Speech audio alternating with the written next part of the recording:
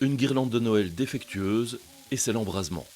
En moins de 2 minutes, portes, rideaux, mobilier, tout est balayé par les flammes. On entend ici le détecteur de fumée qui sonne. Devant son public venu en nombre, la caserne de Libramont a reconstitué un cas typique d'incendie domestique et l'arrivée des premiers secours. À bord de l'autopompe débarquent 6 sapeurs-pompiers, le minimum réglementaire. Les gestes précis, maintes fois répétés, les équipes se mettent en place et se déploient 2 par 2 avec un premier binôme d'attaque. Eux, leur rôle, c'est de rentrer en premier à l'incendie en fonction de la reconnaissance du chef d'équipe et des ordres, en fait. Donc, déploiement d'un seul tuyau, de 2 tuyaux, etc. Attaque en profondeur, attaque classique, etc. Et un rôle de backup, en fait. Le rôle du backup, ça va être de déployer les mêmes moyens que le binôme d'attaque pour pouvoir intervenir si jamais le binôme d'attaque avait un problème. Voilà, donc ici, on se rend bien compte que au niveau du foyer, l'envertie est éteinte.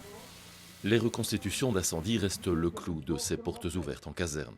Une journée durant laquelle les plus jeunes ont pu s'exercer sur un parcours d'entraînement et apprécier le panel de véhicules d'intervention.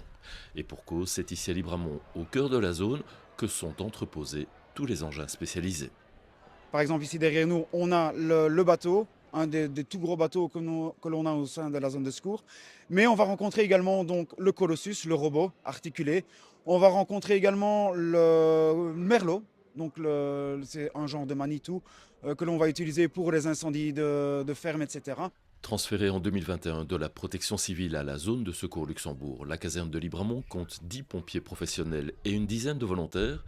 C'est aussi la seule sur la province dont le 112, le service d'aide médicale urgente, est assuré par la Croix-Rouge, des ambulanciers bien évidemment associés à ces journées portes ouvertes.